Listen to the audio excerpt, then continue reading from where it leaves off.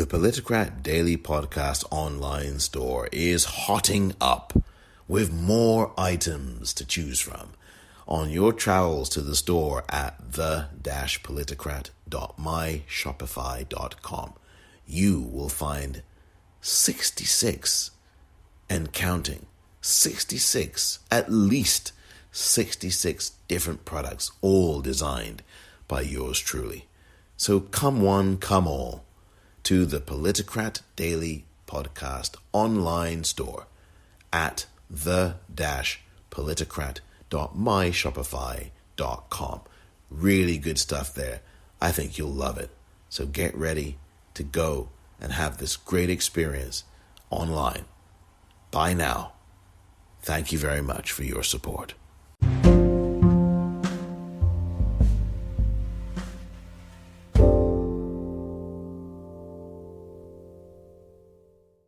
Welcome to the Politicrat. I'm Omar Moore.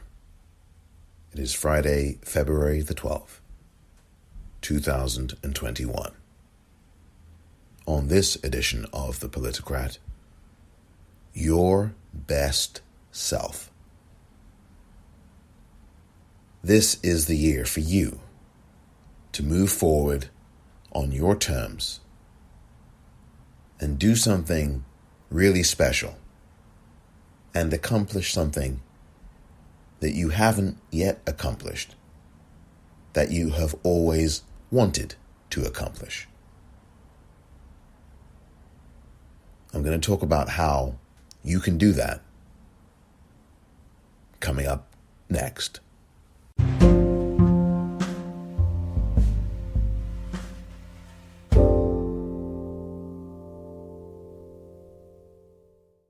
Hello everybody, join me tonight, Friday, February the 12th, 2021, on Zoom with the Mechanics Institute in San Francisco, California, for a conversation on Frida Lee Mock's documentary from 2013, ANITA Speaking Truth to Power.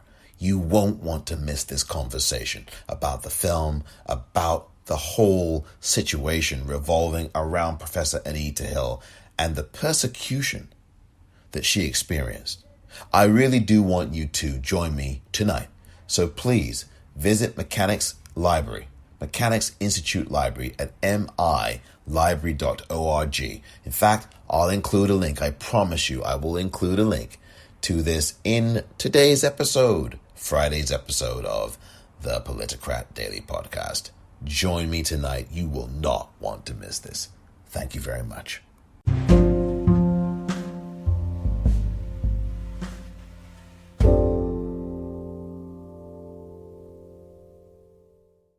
Hello, everybody, and a very good day to you on this Friday. I've just been thinking about this, and I think it's important to talk about where we are here in 2021. And first, I want to just start with what we've been perhaps aware of the last 24 hours. If you haven't been aware of it, President Joe Biden here in the United States had announced that there was enough vaccine created in the United States for everybody in the United States to be immunized by the end of July. That's a staggering achievement. And that the actual result is that there is going to be an excess of the goal. The goal of 100 million vaccinations in the first 100 days of Biden's administration is actually going to be exceeded, which I think is a really good thing. That's some good news.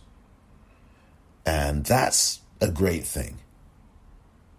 A Friday with good news in it, any day with good news in it, that's good news. I'm not going to go back to some of the things I railed about quite forcefully, I might add, on Twitter the other day, with some certain tweeter particularly talking about how good a year it was, individualizing some people in power who are making lots of money and doing very well for themselves. And again, I am not one who is against people doing well. In fact, I encourage that and push that because it's important. What I am against, and I will say it once again, for those who aren't familiar with the way I look at these things, is people who have all this power and are destructive with it, and are selfish with it, and are corrosive and toxic with it. So that's where I stand there. This is truly good news about Joe Biden's, President Biden's announcement yesterday. He was speaking at the, I believe it was at the NIH, National Institutes of Health, and made this announcement. I thought it was terrific. That's a really good step forward. Now the question is, because we have to continue to look at all angles here, the question must be and is the equitable distribution, the distribution of the vaccine.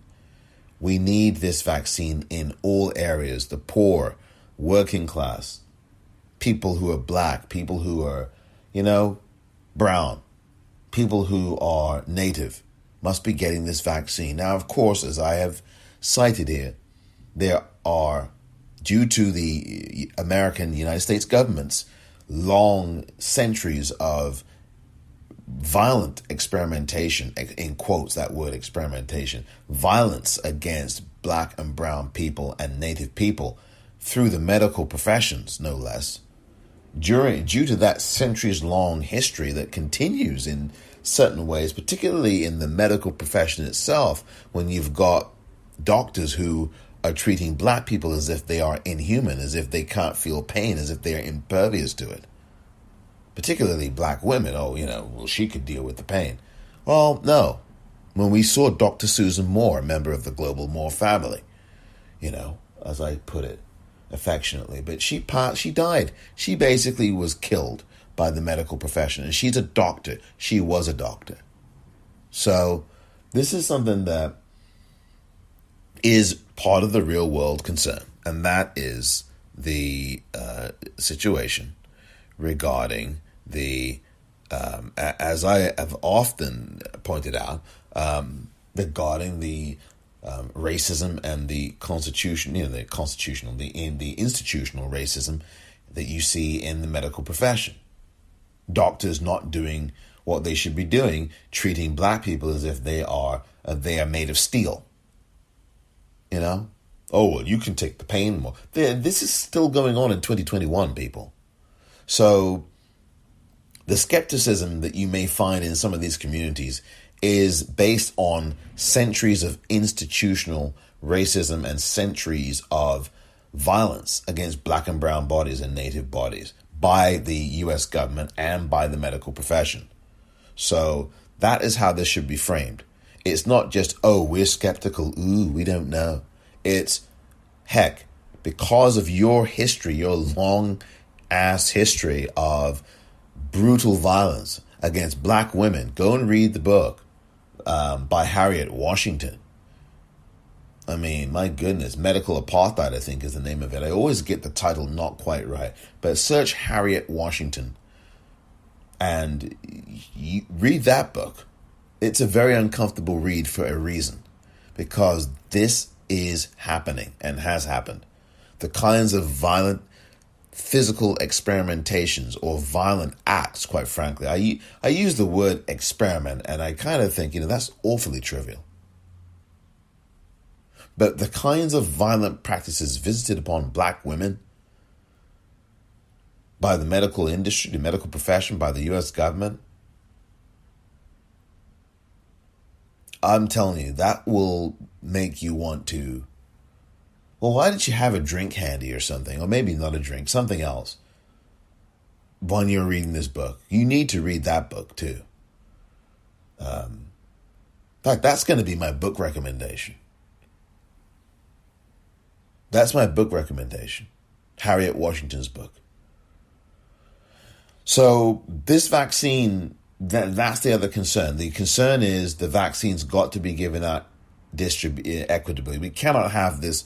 Again, it's this it's this kind of, and this was addressed at one of the briefings this week, this shopping around where the rich, oh, we're going to slide right in over here and we're going to just bump the line. We're going to just jump in front of all you black folk who aren't rich. Now, there are black people who are rich, of course. But for the average black person, we're going to just slide on right in front of you. We're going to just jump in front of that poor white person over there.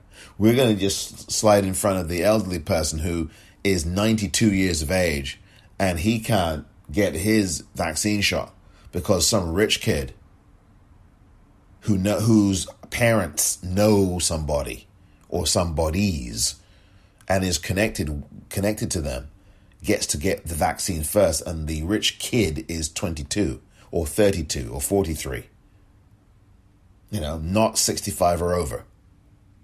I mean, this happens, folks. Look at the PPP program last year, where all those rich billionaire businesses, thank you, Steve Mnuchin, got all this money, and the mom and pop stores, the average store, trying to stay alive, they got diddly squat. So again, that's the piece to the good news. It's not the bad news, but it's the real news. Apart from the other good news, the good news is, okay, great. This is fantastic news that by the end of July, you could have the entire country vaccinated, which is really good news. And let's hope that stays that way. But the other piece of that is, hey, look, let's look at let's make sure the strategy to get all of these vaccines out to the right places and go to where the people are happens quickly, because the people who need it most are Native, Latino, and Black populations. Those are the groups that need it the most. And of course, the elderly. In terms of the rates, the Native American rate is the highest in the country. Latinos are very, very close second, and then Black people are very, very close third. They're all very high rates. These are the people who are dying of this virus here in the US and beyond. Black, Latinx, and Native populations are at the highest risks, the utmost risk. So that's where the vaccine should be going first. And of course, the elderly as well. That's where the vaccine should be going first. And of course, in many cases, that's what's happening. But in many other cases, it's not. So that's some really good news about what President Biden said yesterday here in the US. And the other piece is what I just said, which I spent more time on because you have to. You can't just brush that part off. We've got to look at the complete picture, is my point. The House impeachment trial continues. The Senate impeachment trial of Donald Trump continues. The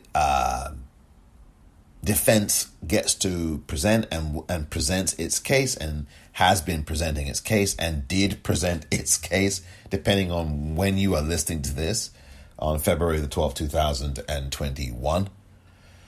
And I just think that there's no leg for them to stand on. And let me change that. They don't have any foundation. It's just a defense to be a defense. There's no foundation for what they're presenting, and it's absurd. And what the House impeachment managers, by the way, did yesterday and on Wednesday was just unassailable. It was just completely 100%, even better than the previous trial. Because the video was just compelling. In case people didn't watch the video of what we saw these last 2 days, it couldn't have been presented better. It couldn't have been presented better. It just couldn't. That was a superb presentation. And it had to be done the way it was done. And all of those involved did an excellent job. I think the only minor criticism I have, of course I do, is Representative Diana DeGette, who I thought was excellent. The only issue I had is when she said that violence is not American. It is not American. It is never American. And it's just not true. What do you think H. Rap Brown said in 1970 and earlier? Violence is as American as cherry pie. Apple pie, but yeah, cherry pie too. Violence is as American as cherry pie. I mean, that is true. I mean, how can anybody, and Representative DeGette surely knows this, right? She was not born in 2010, right? So she knows. I mean, look at 1965, 63, Bull Connor. Violence isn't American. Look at what happened in 63 at the Birmingham church bombing. What happened there? I mean, no, I'm not. It's not funny. I'm just saying, what happened there? 4 little girls, September 15th, 1963, 16th Street Baptist Church in Birmingham. Come on. Assassinations all over the place. Dr. King was assassinated 68. RFK assassinated 68. JFK assassinated 63. Malcolm X assassinated 65. Medgar Evers, I believe, was 61, 3, 2 in the 60s. Abraham Lincoln. Again, it's really astounding to me when someone says that violence is not American or is never American. I mean, and even if anybody, I'm going to take Representative DeGette out of this now. I'm just talking more generally. Even if one were to say that they were only talking aspirationally, you cannot talk aspirationally and say that violence is not American or never American. You have to completely change the frame in which you speak.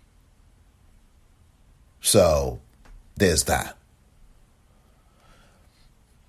I'm going to talk next about you. And it's about you and this new year that we are in. And it is still a new year. I know people aren't saying Happy New Year now. Unless, however, you are in the Chinese culture. And I believe New Year is going on right now. This may be the Chinese New Year right now. And I did not look up the calendar, so forgive me.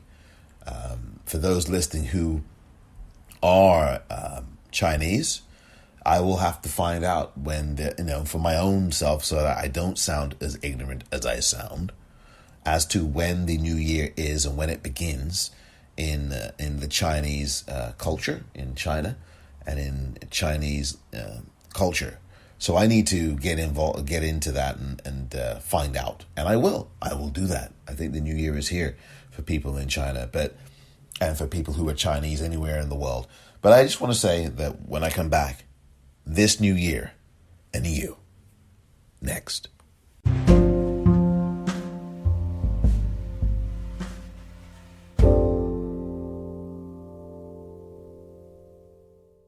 What happened was quite the contrary. I didn't make anything look bad. I made everything look great, So even when the industry, the films and whatnot, abandoned me because my politics got in the way of what they thought was the best interest of the product, had an attitude that said, I have a constituency without you. And as a matter of fact, this constituency gave me a sense of power. You've been talking about Dr. King. What specific impact did he have on you when you first met him and as you watched him and as you followed him around the country? When I went and heard him speak, I was blown away. This guy was 24. I was 26. His moral sense was quite keen, and it drove his politics. And once he had hit that stride, and that was going to be his base, he then began to reach out and become far more open to ideas and things. The more he relied on us, the more we found comfort in supplying him with whatever resources. Mine was to run my mouth and be propaganda. In following Martin, the path was very clear. What we were achieving was very obvious. And the more we saw achievement, the more we were enabled. Who was that? Who was that you just heard? Answers, please. Email politicratpod@gmail.com or tweet the popcorn REEL.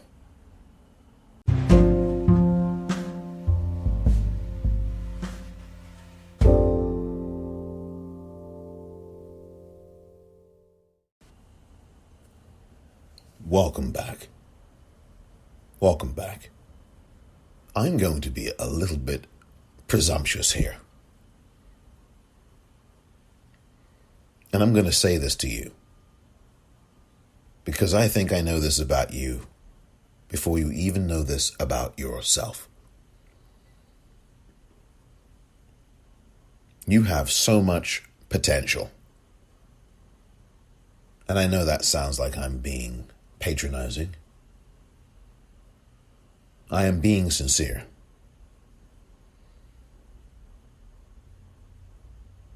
You're doing great things in your life. Whatever areas of your life you're doing those things in, make sure you continue. But I think and I know that you can do even more. There must be one thing that you have always wanted to do.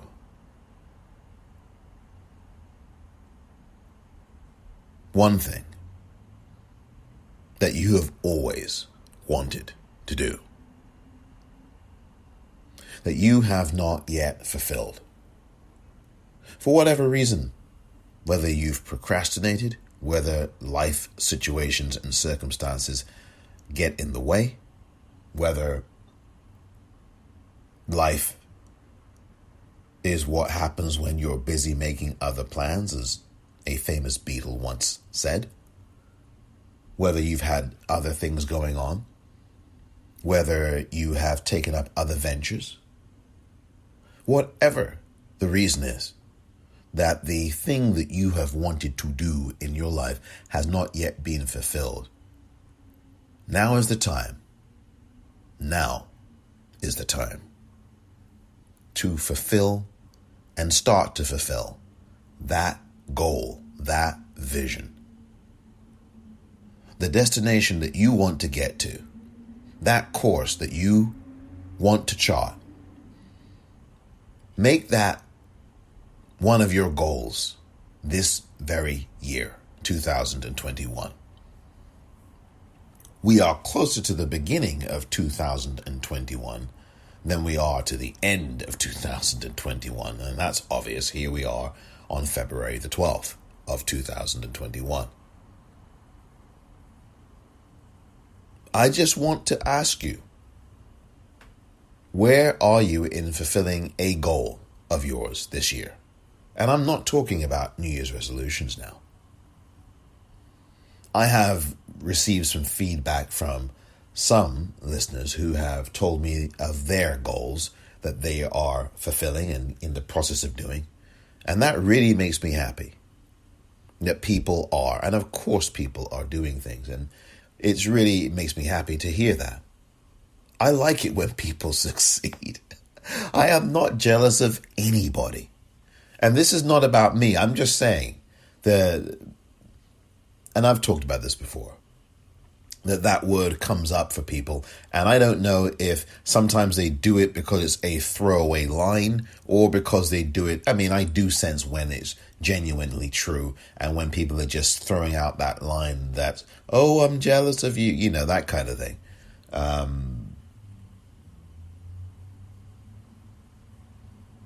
And it's a human emotion, but why? Why? It's not a good, healthy human emotion. And of course, there's aspects of human beings that aren't healthy, right? And there's aspects of us that are very healthy and affirmative and positive. I mean, the things I say on Twitter, when I curse up a storm, is that a healthy thing? I mean, I think in some ways, better to vent to people you know and love and trust than do it on social media. But also, it's also not a terrible idea to curse, because in this world that you're living in, how could you not curse? How could you not curse at the world you're living in and at what's happening in it? How can you not do that, whether on social media or offline? There would have to be something of an examination that would need to be done if you didn't at least curse, either out loud or on social media. Because you can't be comfortable with this world that you're presently in. Because if you are, it's very, very dangerous for you. That's a very, very dangerous place for you to be in. And what's more than that, you are in for a very, very rude awakening. I just want to be comfortable. There's no such thing, baby. Comfortable? Come on now. You just have to be real and seek comfort. But comfortable? Arguably, that might never be attained. What is that for you? And that brings me back to where the objective of this episode is, and that is to identify something that you want to achieve in 2021 that you haven't yet started or completed. I don't want you to procrastinate. I don't want you to set it aside for another day or a rainy day. I want you to get this in motion. And here's how I want to try to be of some help and not a complete nuisance. I hope I'm not being a nuisance, or I hope I'm not being annoying. But if I am, of course, I will obviously know. I want you to ask yourself, what are you good at? What are your positive attributes? And I want you to write at least 2 of them down. Seriously, right now, get a piece of paper and a pen, or if you're new-fashioned, as opposed to old-fashioned, if you're new-fashioned and you happen to have a laptop or some kind of desktop or your phone, but preferably on your laptop or desktop, type in 2 of your attributes that you, and it's not, and I mean anything. It could be anything. I'm serious, anything. What are those 2 things for you? What are you good at? What is it that you are good at? What is it that you know you're good at? And what is it that people tell you that you are good at? I want you to write those down. It could be 1, it could be 2, heck, it could be more than 2. I want you to write down the things that you know that you are good at. Do it right now, please. I'm even going to give a little airspace, or as they say on the radio, dead air, which is not good for radio. But I want to do this for a few moments. I want you to write this down. Write down for me right now. Right now. What 2 things you know you are good at? Please do so now. I'll wait.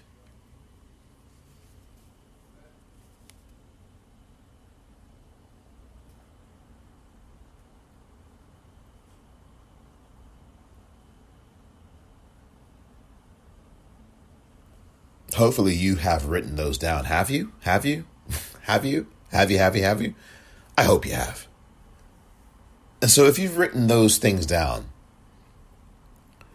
I want you now to next write down at least one thing that you're not good at, or one thing that you are trying to overcome. Just one thing. What I want you to do after you've written that one thing down is to look at the 2 or 3 things you've written down on the positive side. And I want you to figure out something. I want you to figure out how you can convey those good things you wrote down into something that is a vehicle or opportunity for you. Not only to just make some business out of it, something that turns into currency for you, but also something for you that makes you happier in life. Right? You have to figure out for you something that's going to make you happier in life, in your life. What is the thing that makes you happy in life? I mean, that's the thing you'd obviously want to write down as well. 2 things that you're good at, 1 thing that you're not good at, and what makes you happy in your life. And you know what I want you to do? I want you to marry what makes you happy in your life with the 2 things that you are good at, with 2 of the things you've written down that you are good at in your life and that you know you're good at. And I want you to synthesize those things. And I want you to come up with some kind of goal, independently of anything else that you want to do. And I want you to, or you can tie the things you've married, the thing that makes you happy in your life, or 1 thing that makes you happier in your life, with the 2 things you've written down that you know you are very good at, you're good at. And I want you to use those things to fuel that goal that you want to get to, that place, that goal that you've tried to get to, but for some reason you've not been able to. That's your homework. That's your homework now. That's your homework over the weekend. That's your homework. I want you to write down 1 thing that makes you happy or happier in life. And I want you to write down the 2 things, just 2 things that you know that you are very good at. And you can, if you want to add something that someone else says you're good at, fine. But it's got to be about you, really. I want to disregard something that other people say. But you can put that down if you want. Write those things down. And I want you to synthesize those things and apply them to this outstanding goal that you have. Now, if you don't have a goal, if you've not set any goals, I want you to use the things that you're good at, that you've written down, as a motivating tool to then go ahead and pursue a goal. Ask yourself what you want to accomplish this year, and also ask yourself realistically what you can accomplish this year. You have the ability to do this. I do not ever want to oversell anything. You have a great opportunity here.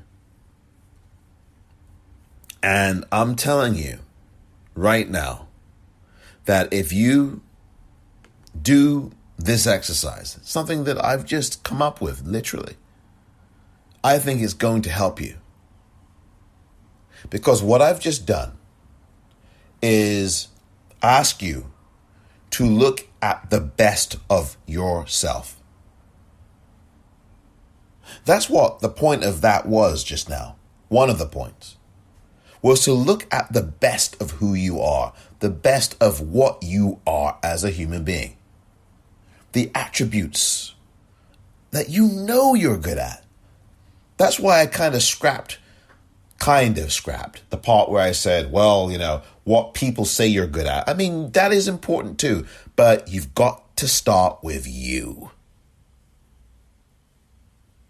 You've got to start with you. I want you to unlock that. And I know that for some people, they have been told that these things that they know they are good at are not things that they should pursue. I mean, I think immediately of Cicely Tyson's mother saying to her, I don't want you to pursue this vocation of acting. I want you to go into education, get a job. And by the way, her mother wasn't wrong in saying, I want you to get an education.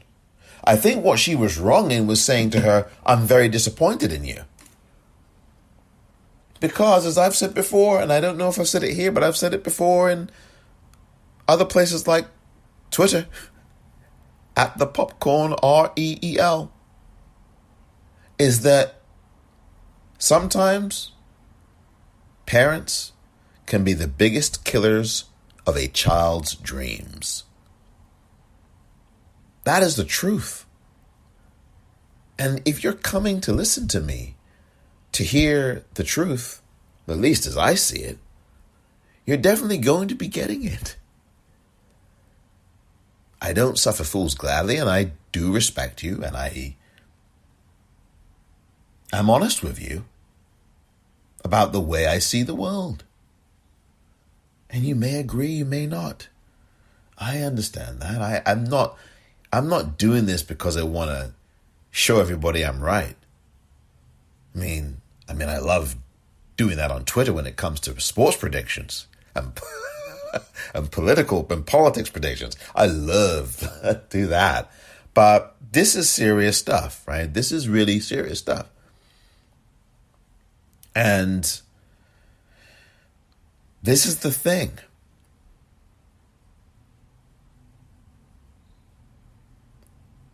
What I want for you to do is to look at yourself, right?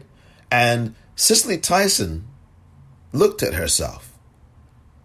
May the good Lord rest her soul. And I hope that she is being entertained by the ancestors and all of those wonderful celestial things. I hope that she is. I think she is. But Cicely Tyson, she didn't listen to her mother. She listened to her own heart. And she pursued her visions, her dreams, her goals. And look where it took her. Look where it took her. One of the most honored, respected, certainly honored by her community, revered, respected people ever to get into film and in the film industry. And we know that Hollywood is a you-know-what. Cicely Tyson made the way forward because she believed in herself, even when people were questioning her, and I'm sure there were times where she had doubts. You got to read that autobiography of hers, the memoir that came out just a few days before she died. Just As I Am is the title of it. Look, if she sat and listened to her mother, we probably wouldn't have heard of her.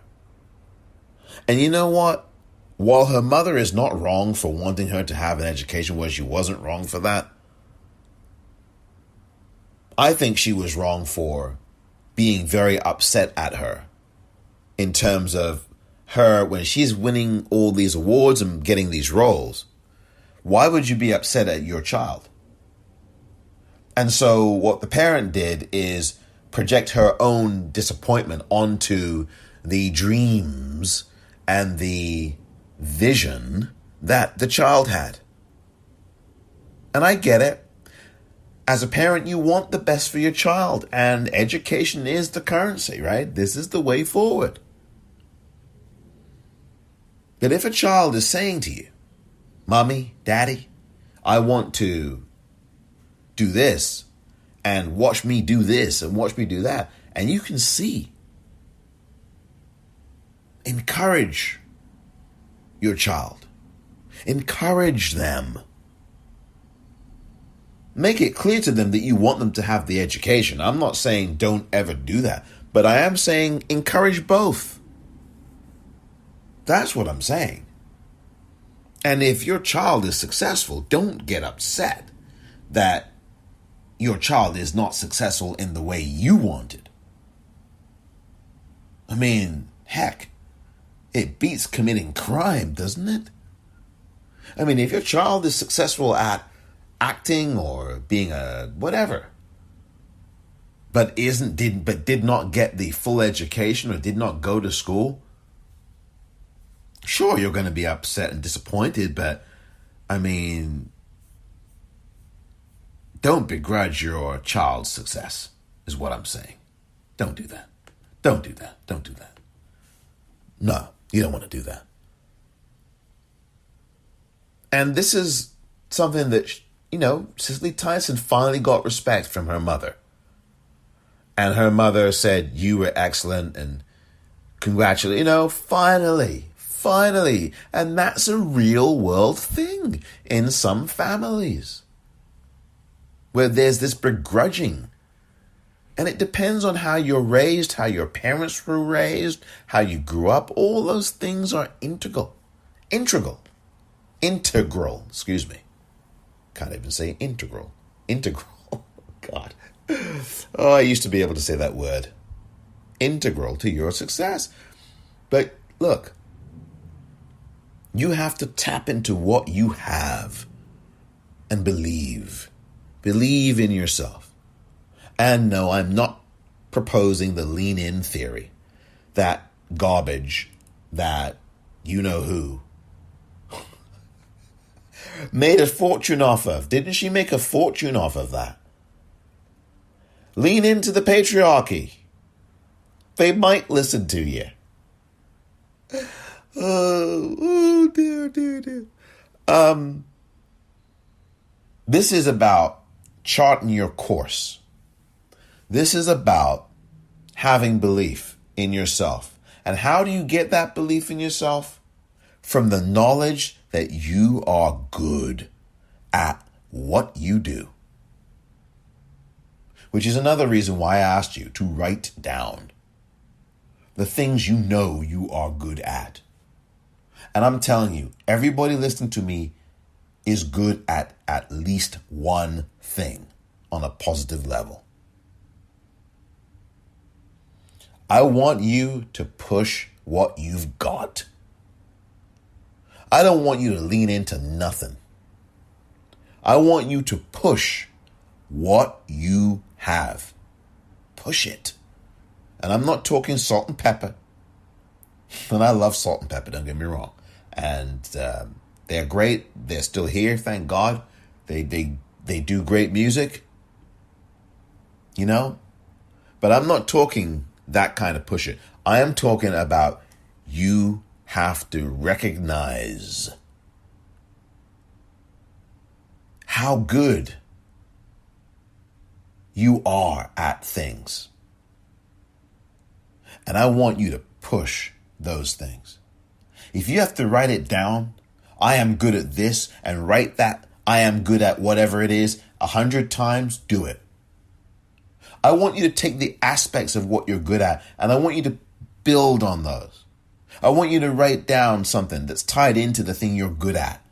I want you to act it as if you are doing a game of charades in front of people that you would ordinarily be spending time with. Of course, we're in a pandemic.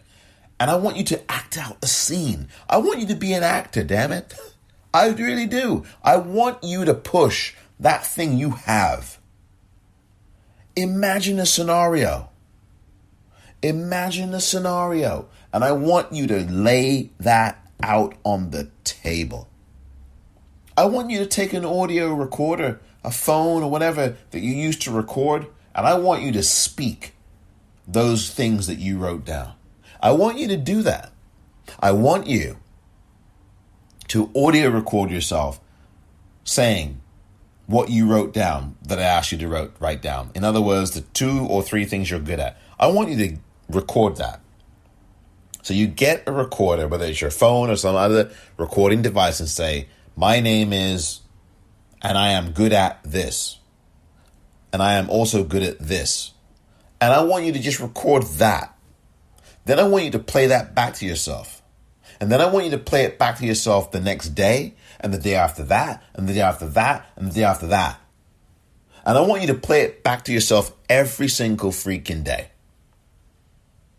Because I want you to get that from out of your mind and into your voice and your consciousness and your bloodstream. And I want you to get it on paper, but from the paper that you've written it down on into practice. Because I want you to tie these things together. And you can. You can do this. Right? I want you to. And I want you to attach this and use it as fuel to motivate yourself, to start down that path to fulfilling that goal or goals that you have not yet fulfilled, that you want to fulfill. And especially in this year, 2021. I want you to do that. I want you to do that. And I want you to let me know how you're doing. Really. I really do. Whether you want to tweet me at the popcorn, REEL, whether you want to email politicratpod@gmail.com. If you want to use Facebook, you can find the Politicrat on Facebook. It's the red building, red and gold building.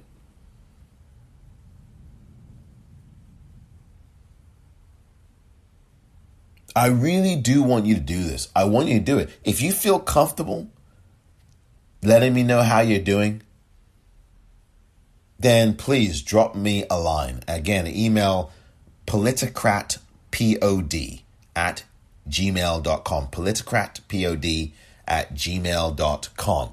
And also, as I said, on Twitter, at the popcorn, REEL. And of course, there's Facebook as well, if you want to use Facebook. I hardly use that now. And I need to post things on there, of course, but look, I need to do it more. But, Facebook is Facebook. We know about the issues. I talk about them here all the time, and I look at me. That makes me a hypocrite too, because look, I'm using the platform. But that's what I want you to do, because you have this in you. This ain't about leaning in. That is leaning in. No. You know what you need to do? You need to tap into what you already have within you. And you need to get it out onto paper. You need to start repeating it to yourself, because you may not have the kind of confidence or self-esteem that others have. You may not, right? So you have to coax yourself. You have to begin to build a framework for starting to believe in you. Whether it means recording it and playing it over and over to yourself, whether it means looking in a mirror and talking it to yourself, whether it means you have a diary and you write this stuff down. I really do want you to do this. Because sometimes it is about self-esteem and confidence and belief, and about the society that's telling you that, no, you're going to fail. Or the society that says, oh, you're of a certain group, you are of a certain gender, and so therefore, no. No. This starts within. Yes, we will deal with the real world things that come up against that, but nothing can stop you from writing those things down that you're good at. Nothing. Except you.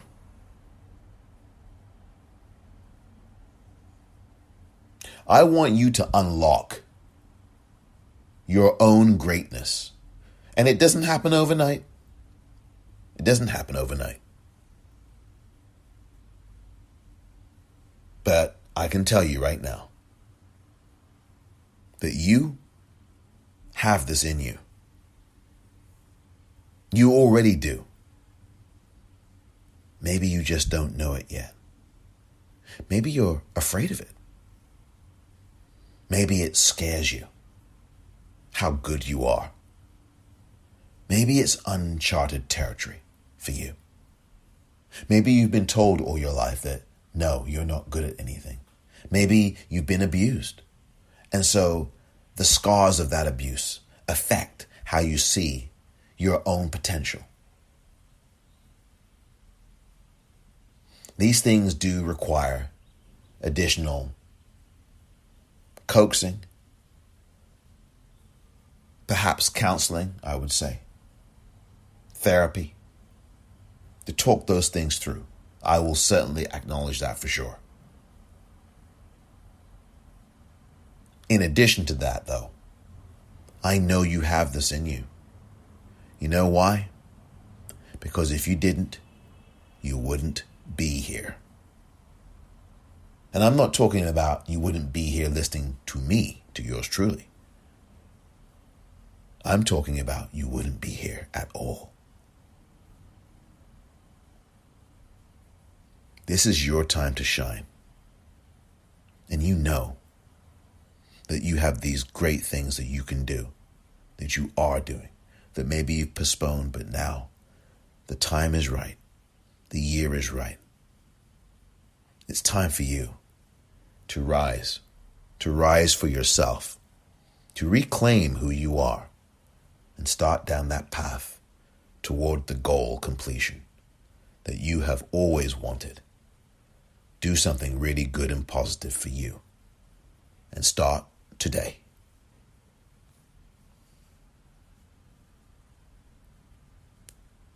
Thank you very much for listening to this edition of the Politicrat. I'm Omar Moore.